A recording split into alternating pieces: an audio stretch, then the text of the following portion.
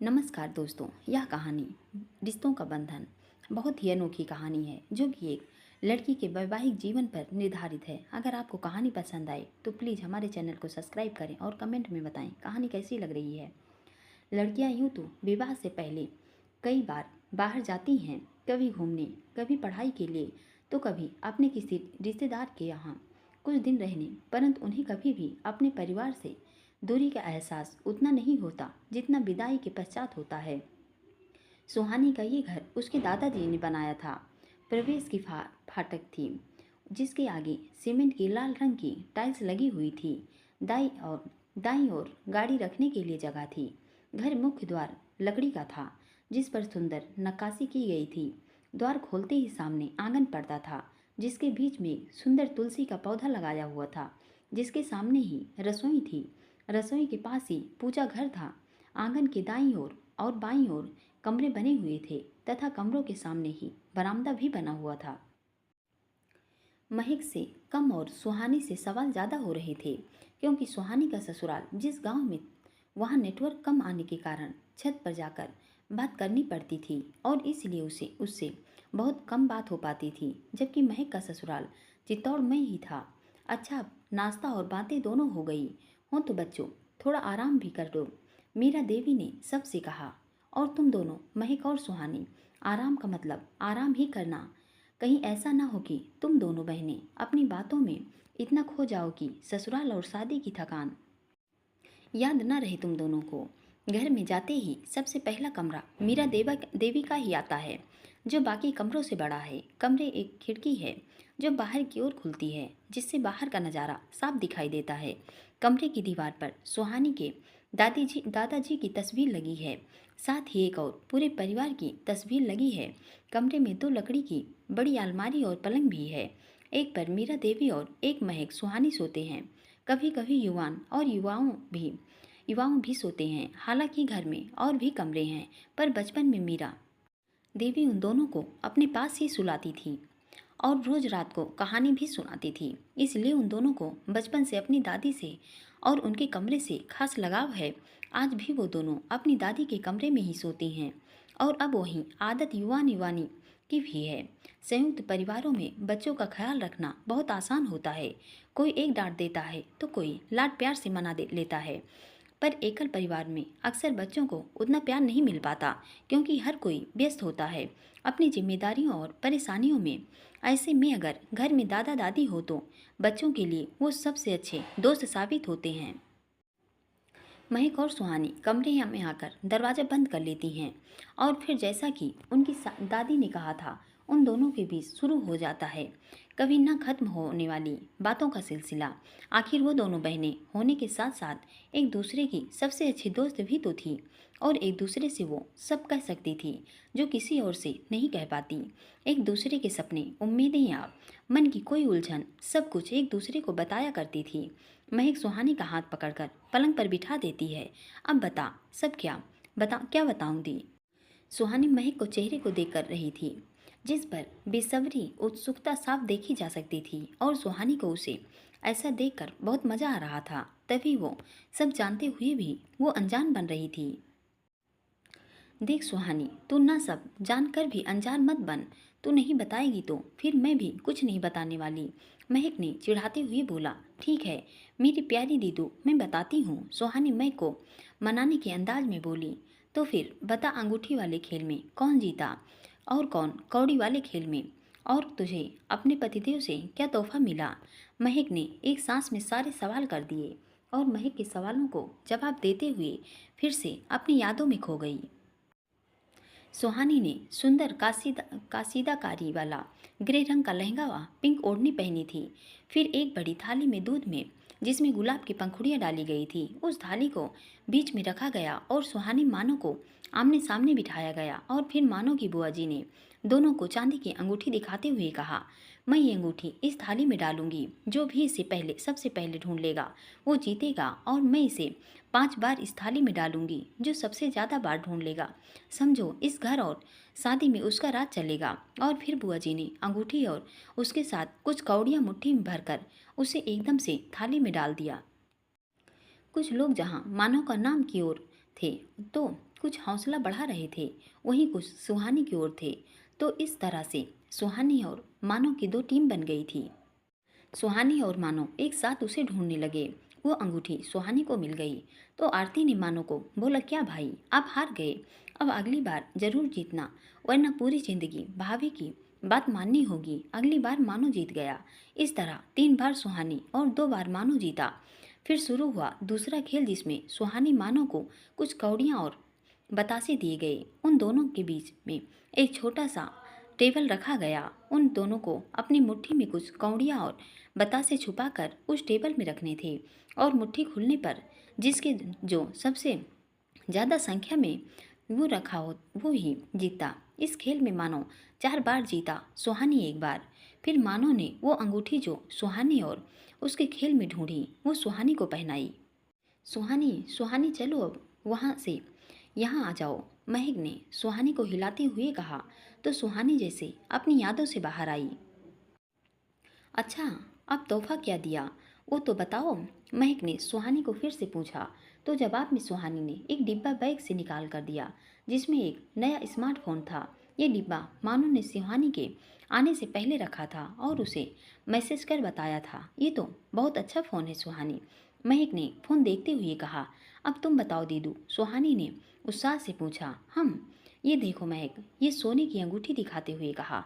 और अंगूठी कौड़ी दोनों ही खेल में मैं ही जीती थी, महक ने गर्व से सुहानी को बताया। और तुझे पता है, हम दोनों कश्मीर जाने वाले हैं। मैं तो कहते करते हूँ तुम दोनों भी हमारे साथ चलो। ठीक है दीदू, मैं बात करूँगी, सुहानी ने कहा। मुझे तुमसे कुछ ज़रूरी बात पूछना था, महक ने सुहानी से कहा। दादी के कहने पर हम दोनों की शादी एक साथ कर दी गई, जबकि तुम तो पढ़ना चाहती थी, अपने पैरों पर खड़ी होना, खुद की पहचान बनाना चाहती थी। मुझे पता है तुम्हारे कितने सपने थे, पर फिर तुम्हारी कॉलेज की पढ़ाई बीच में छुड़ा दी। तुम्हें तो घर का कोई काम भी नहीं आता, पढ़ाई के चलते तुमने कुछ सीखा भी नहीं, और फिर हमारे और उनके रहन सहन में बहुत अधिक अंतर है। क्या तुम उनके साथ तालमेल बिठा पाओगी? सच कहूँ दीदू, पहले मुझे भी बहुत डर लगता था कि मैं वहाँ खुद को उस परिवार और वहाँ के माहौल में ढाल भी पाऊंगी, और अपने सपनों के टूटने की और पढ़ाई छूटने का बुरा भी बहुत लगता था। पर फिर सोचा कि जब हमारी भाभियाँ यहाँ आई थी, तब हम सब भी उनके लिए एक तरह से अजनबी ही तो थे। हमारे परिवार का रहन सहन उनके लिए भी उनके परिवार से अलग था, और छोटी भाभी तो पढ़ाई भी पूरी नहीं कर पाई। खाना बनाना और घर के बहुत से काम उन्होंने बड़ी माँ और माँ से सीखा है। दीदू, हर लड़की को विवाह के बाद थोड़े बहुत समझौते तो करने ही पड़ते हैं। कभी अपने सपनों को छोड़ना होता है, तो कभी अपनी पसंद नापसंद को भूलकर दूसरों की खुशी के लिए सोचना होता है। मैं भी पूरी मेहनत और लगन से अपने इस नए रिश्ते को अपना बना लूँगी, जो हर कोशिश, हर समझौता करने के लिए तैयार हूँ, जो मेरे इन रिश्तों के बंधन को उम्र भर के लिए प्यार की मजबूत डोर से जोड़ता हो। सुहानी, महक, अब थोड़ी बातें रात के लिए भी बचा लो, अभी आ जाओ, खाना खा लो। ये आवाज़ मीरा देवी की थी। आए दादी, दोनों ने एक साथ ही जवाब दिया। सुहानी के घर का नियम था कि कोई चाहे कितना भी व्यस्त हो, खाना सब साथ ही मिलकर खाते हैं। बड़ों का सम्मान, साथ मिलकर खाना और हर सुख दुख एक दूसरे के साथ बांटना, ये एक परिवार में एकता और आपसी प्रेम का प्रतीक होता है। मीरा देवी ने भजन के साथ ही सुहानी और महक की नींद खुली। मीरा देवी की दिन की शुरुआत ठाकुर जी के भजन से होती थी। महक जैसे ही नहाने के लिए जाती है, वैसे ही उसे सुहानी आवाज़ देती है, दीदू वो देखो, आपका शायद कुछ गिर गया है। क्या गिरा है? महक ने मुड़ते ही सुहानी तुरंत बाथरूम में चली जाती है, और महक को सुहानी की आवाज़ आती है, सॉरी दीदू। सुहानी की बच्ची महक कपड़े लेकर दूसरे कमरे के बाथरूम में चली जाती है। सुहानी जब नहाकर रसोई में जाती है, तो उसकी भाभी और माँ वहाँ नाश्ता बना रहे होते हैं। आज सुहानी ने पीले रंग का कुर्ता और पिंक चूड़ीदार पहनी होती है। सुहानी अपनी माँ के गले में बाहें डालकर प्यार से पूछती है, माँ, आज का नाश्ता मैं बनाऊं? नहीं मेरी लाडू, तू क्यों करेगी? कुछ ही दिनों के लिए आई है, फिर अपने घर ससुराल चली जाएगी, वहाँ जाकर तो तुझे काम करना ही है। अब तो तुम और महक मेहमान के जैसे ही आओगी यहाँ, इसलिए यहाँ जब तक हो आराम करो और सबके साथ खूब सारी बातें करो। सुहानी की माँ ने उसे प्यार से समझाते हुए कहा। माँ की बातों से सुहानी को दिल में दर्द सा महसूस हुआ। आंखों में मानो अश्कों का सागर बाहर बहकर बाहर आना चाहता हो। सुहानी के मन की भावनाओं की इस उथल पुथल को शांत करते हुए आंखों में बह गई आंसुओं की बूंद को सबसे छिपा लिया। विवाह के पश्चात अपने दर्द को छिपाकर मुस्कुराने की कला किसी भी लड़की में स्वतः ही आ जाती है। माँ, अगर मैं यहाँ काम करूँगी तभी तो वहाँ जाकर कैसे कर पाऊंगी, नहीं तो मुझे काम करना कहाँ से आएगा। इस समय सुहानी के मन में जो भाव है उनका शब्दों में वर्णन संभव नहीं था। जहाँ एक और अपने जीवन साथी के साथ याद है, उसके साथ अधिक समय बिताए और हर क्षण उसके साथ जीने को दिल बेताब है, वहीं अपने परिवार से दूर रहने के लिए ख्याल में दिल सहम जाता है। जब वो अपने मायके में है तो मानो की याद जब ससुराल में थी तब अपने परिवार की याद एक कसमस थी। सुहानी के मन में कि आखिर क्यों लड़कियों को ही मायके और ससुराल के रूप में दो टुकड़ों में जीना पड़ता है। एक पेड़ को भी जड़ों से अलग कर दूसरे माहौल में लगा दो तो वो सूख जाता है, परंतु लड़कियां अपनी जड़ों से अलग अलग एक अलग परिवार में या एक अलग माहौल में भी खुद को ढाल लेती हैं। ऐसी शक्ति ईश्वर ने केवल नारी को ही दी है। अभी तो वो जी भरकर अपने परिवार से बातें भी नहीं कर पाई और अभी अनजाने में माँ की बातों ने उसे वापस जाने की बात याद दिला दी। उसे तो ये भी नहीं पता कि मानो के परिवार ने उसे पूरी तरह से स्वीकार किया भी या नहीं। इससे पहले ही उसे अपने मायके में मेहमान बता माँ ने उसे इस घर से विदाई का अलग ही अर्थ बता दिया था। अच्छा भाभी, आज नाश्ते में क्या बना रहे हो? सुहानी ने भाभी नीता से पूछा। पोहा और सूजी का हलवा, नीता ने सुहानी से कहा। फिर दोनों ने मिलकर नाश्ता बनाया। फिर सुहानी ने ही सबको नाश्ता परोसा और सब ने उसके बनाए नाश्ते की तारीफ भी की, जिसे सुनकर वो बहुत खुश हुई। आपको एक बात बतानी थी, आज मैंने सबके लिए नाश्ता बनाया और नीता भाभी ने मेरी बहुत मदद की, मुझे सिखाया भी सबको नाश्ता बनाने में। आगे के सब सुहानी के मुंह में ही रह गए जब उसने देखा कि नीता, सौम्या और महक दरवाजे पर खड़े होकर उसकी बातें सुन रहे थे और मुस्कुरा रहे हैं। मैं बाद में कॉल करती हूँ, बाय। सुहानी ने जल्दी से कॉल काट दिया। क्या बात है, लगता है पिया जी को दिल का हाल बताया जा रहा है, सौम्या ने छेड़ते हुए कहा। क्या भाभी आप भी? सुहानी ने शर्माते हुए कहा। ऐसा कुछ नहीं, मैं तो। हाँ भाभी, ये तो बस मौसम का हाल बता रही थी। क्यों सुहानी? महक ने उसको परेशान करते हुए कहा। दीदू आप भी, मैं जा रही हूँ यहाँ से, सुहानी ने बाहर जाते हुए कहा। पर सुहानी बाहर जाती उससे पहले ही नीता ने उसे रोक लिया और कहा। कहाँ चल दी ननंद जी? अभी तो आप दोनों को बहुत कुछ बताना है और हमें बहुत कुछ पूछना है, दोनों को, महक और सुहानी ने एक साथ कहा। हाँ जी, दोनों को। अब यहाँ बैठो, सौम्या ने उन्हें पलंग पर बिठाते हुए कहा। और बताओ, शादी की रस्में कैसी रही? वहाँ सबका व्यवहार कैसा है तुम्हारे साथ? और कैसे कटे ये दिन अपने पिया के साथ?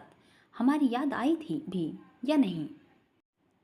हाँ, अगर तुम दोनों को अपने पतिदेव की शरारतों की शिकायत करनी हो तो वो भी कर सकते हो, नीता ने हंसते हुए कहा। महक तुम भी पहले बताओ। महक ने अपनी शादी की रस्मों के बारे में बताया। अंगूठी की रस्म, पहली रसोई में उसने हलवा बनाया वो, और कैसे वो और सब शरत सबके सोने के बाद छुपकर कॉफ़ी बनाते और कॉफ़ी पीते हुए देर रात तक बातें करते। महक ने दोनों की वो तस्वीरें भी दिखाई जो बाहर जाने पर उन्होंने ले ली थी। तोहफे वाली अंगूठी भी दिखाई। सुहानी ने भी अपनी शादी के बाद की सारी रस्में और कुल देवी के दर्शन के बारे में बताया। वहाँ की तस्वीरें भी दिखाई। उस नोक झोंक के बारे में भी बताया जो आरती मानव के बीच होती थी। अपना नया फ़ोन भी दिखाया और ये भी कि वो जाने के पहले मानव की पसंद का खाना बनाना सीखना चाहती हैं। खाना तो जमाई सा से बातों बातों में पूछते रहना और बनाना हम दोनों सिखा देंगे, सौम्या ने सुहानी से कहा। सुहानी तू इतना क्यों सोचती है, आराम से सीख जाना, महक ने कहा।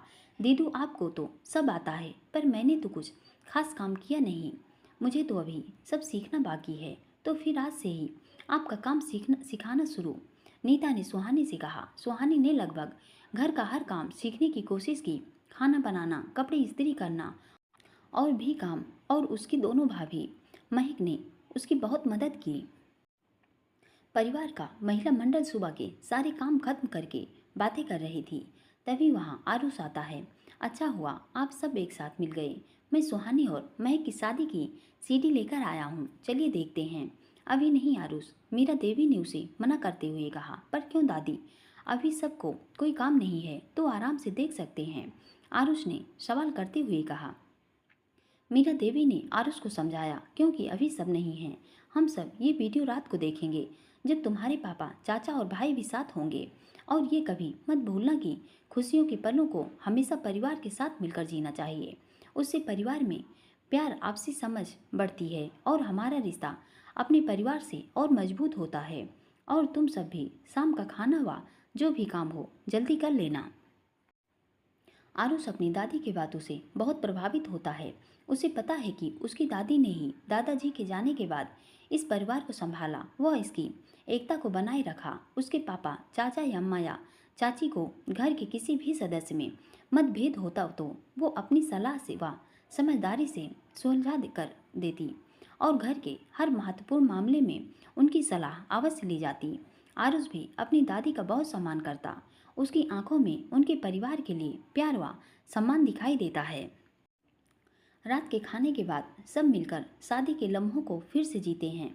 हंसी मजाक, नाच गाना, सर्दी की रातों में कंबल में बैठकर सबका देर रात तक बातें करना, शादी की रस्मों व सब आखिर में विदाई का दृश्य देखकर हर किसी की आंखों में मानो आंसुओं की बूंदों ने अपनी जगह बना ली। पर कभी भी उन आंसुओं को बाहर नहीं आने देना चाहता था।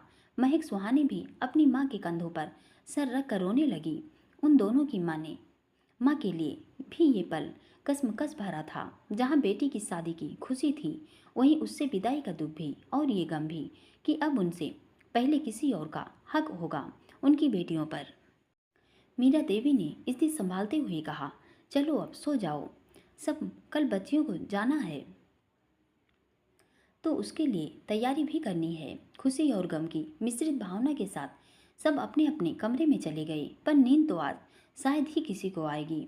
समय किसके लिए रुकता है? वो तो हर पल निरंतर अपनी गति से चलता रहता है और फिर अच्छा समय तो मुट्ठी में बंद रेत की तरह कब फिसल जाता है पता भी नहीं चलता। सुहानी का भी मायके में रहने का समय मानो पंख लगाकर उड़ गया था और ससुराल जाने का समय कब आ गया पता भी नहीं चला। असल मायने में सुहानी अब ससुराल जाएगी। वहाँ के हर व्यक्ति के असली चेहरे से वो अब परिचित होगी। पहले जब वो उनसे मिली तब रिश्तों में औपचारिकता अधिक थी, अब अधिकार होगा। दादी आपने बुलाया? आरुष ने मीरा देवी के कमरे में आकर उनसे पूछा। हाँ, यहाँ मेरे पास बैठो, फिर बताती हूँ। महक के ससुराल से फोन आया था। उसके ससुर जी की शादी के कामों में थकान के कारण तबीयत खराब हो गई है और रिवाज के हिसाब से आज जमाई साह को यहाँ आना था महक को लेने, पर मैंने उन्हें मना कर दिया क्योंकि अभी रिवाज से अधिक आवश्यक उनका वहाँ भी अपनी माँ के साथ रहना महत्वपूर्ण है। मानो जमाई साह का भी आना थोड़ा मुश्किल लग रहा है तो तुम ही दोनों बहनों को उनके ससुराल छोड़ाओ और जाते समय उन सब के लिए जो उपहार लिए वो ले जाना, मत भूलना। जी दादी, मैं अभी बस तैयार हो जाता हूँ। पर पग फेरे के बाद ससुराल जाते समय कितने ही भाव होते हैं। मन में नए रिश्तों के लिए उत्साह तो अपनों से दूर रहने का गम, कभी हर कर्तव्य को निभाने का आत्मविश्वास तो कभी कोई गलती होने का डर। हर डर, खुशी, गम, हर भाव चंद्रमा की भांति मन में घटकता रहता है। सुहानी और महक भी इसी तरह भावनाओं की नदी में बहते हुए चल पड़ी थी अपने नए सफ़र की ओर। महक को उसके ससुराल छोड़वा चाय नाश्ते के बाद गाड़ी एक बार फिर चल पड़ी अपनी गति से सुहानी के ससुराल, उसकी मंजिल की ओर। इस बीच सुहानी के पास बहुत समय था अपने आने वाले कल व बीते कल का विश्लेषण करने का। उसे याद है किस तरह उसके मायके में पढ़ाई के कारण उसे कभी कोई खास काम करने नहीं दिया जाता था, पर अब वो अपने ससुराल में इकलौती बहू है। उस घर की हर जिम्मेदारी अब उसकी है। विवाह के पहले कभी कभी वो देर तक भी सो जाती थी, पर उसके ससुराल में उसे सूर्योदय से पहले ही उठना होगा। जहाँ मायके में मूड सही नहीं होने पर उसकी माँ उसके लिए उसकी पसंद का खाना बनाती और उसे खिलाती, पर अब उसे अपने ससुराल की पसंद से चलना होगा। अपने मूड पर व खुशी से पहले उसकी इस खुशी के बारे में सोचना होगा। कितने ही परिवर्तन होते हैं एक लड़की के जीवन में। विवाह के पश्चात एक बहू, पत्नी व भाभी, कितने ही नए रिश्ते जुड़ते हैं। बच्चे के आने के बाद एक माँ के रूप में फिर से जीवन में बड़ा परिवर्तन आता है। सुहानी, ये आजकल गाड़ी में बैठते ही तुम कहाँ खो जाती हो? अपने भाई के इन शब्दों से सुहानी को विचारों के भंवर से बाहर निकाला। लो, आ गया तुम्हारा ससुराल, आरुष ने कार को दरवाजे के सामने रोकते हुए कहा, और फिर वो सुहानी का बैग लेकर उसके साथ अंदर गया। सुहानी ने अपने सास ससुर के पैर छूकर आशीर्वाद लिया और फिर आरुष के लिए चाय नाश्ता बनाने के लिए आरती की मदद ली।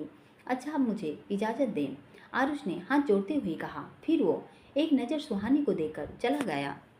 सुहानी को घर के वातावरण में सुखता का एहसास हुआ, पर उसने इन सब को अपना वहम मानकर भुलाने की कोशिश की और अपना ध्यान अपने कपड़े तथा सामान को व्यवस्थित करने में लगाने लगी। पर जिन विचारों को से हम खुद को दूर रखना चाहते हैं, वही विचार बार बार हमारे अंतर्मन में दस्तक देते हैं। सुहानी को आशा थी कि उसे देखकर सबके चेहरे पर खुशी की चमक होगी, आंखों में उसके इंतजार की झलक होगी, पर यहाँ तो सबके चेहरे बनूर दिखाई दे रहे थे।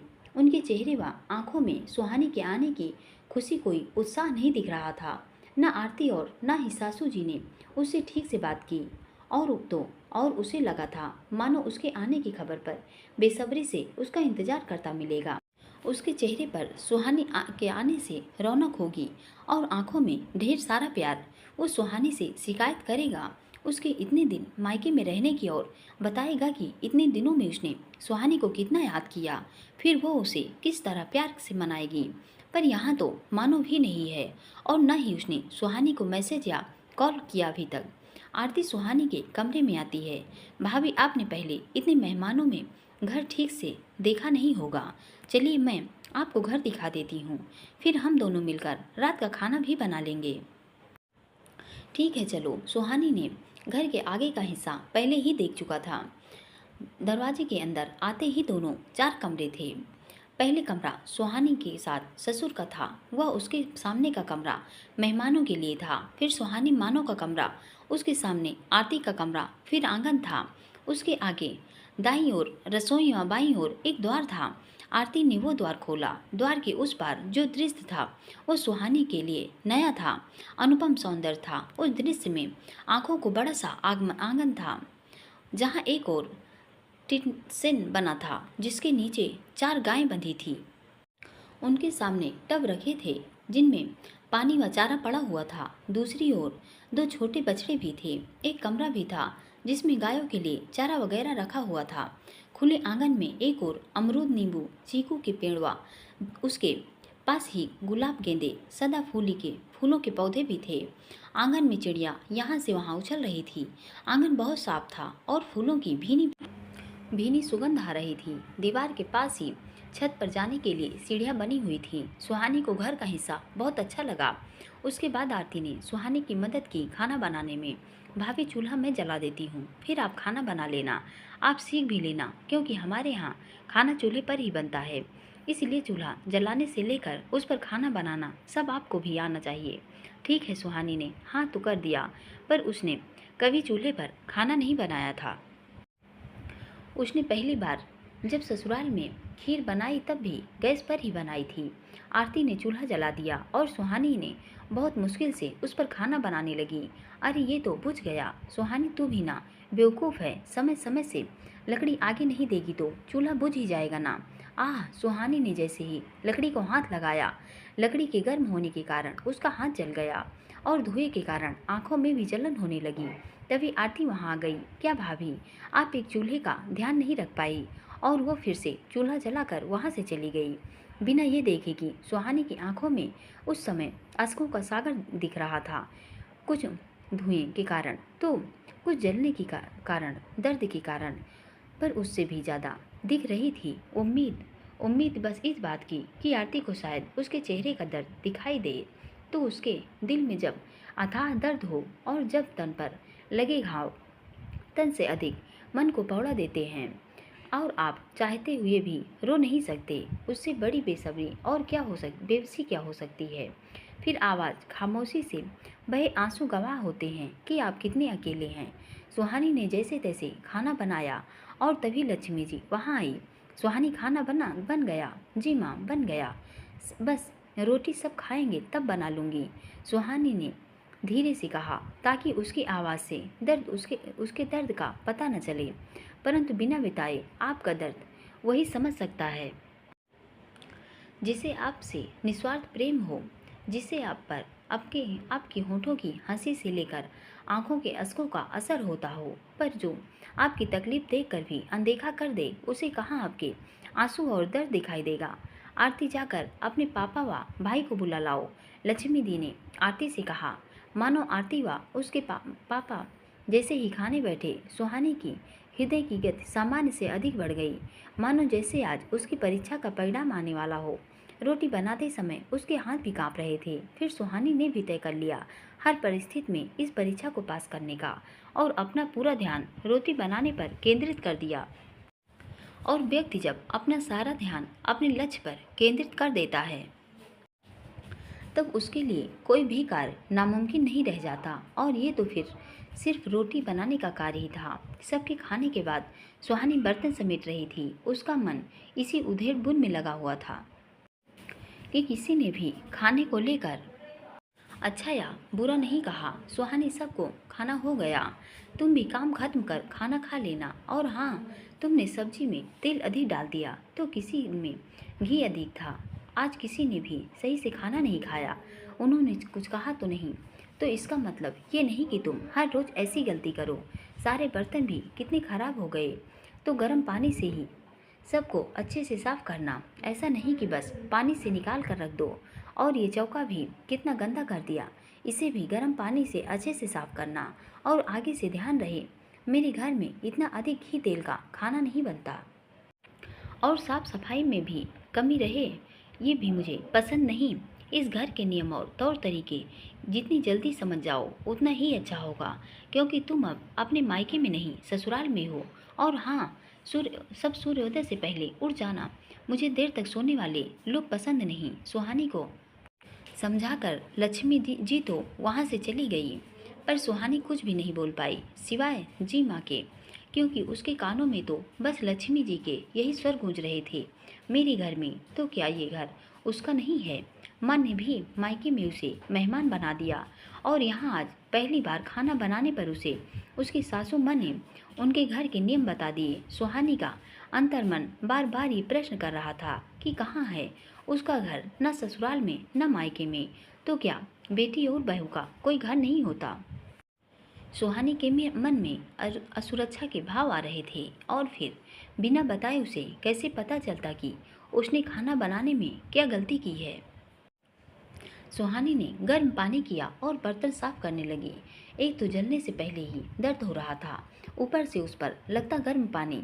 जैसे जैसे गर्म पानी उसके जलने वाले घाव पर लग रहा था, जलन और दर्द भी बढ़ रहा था।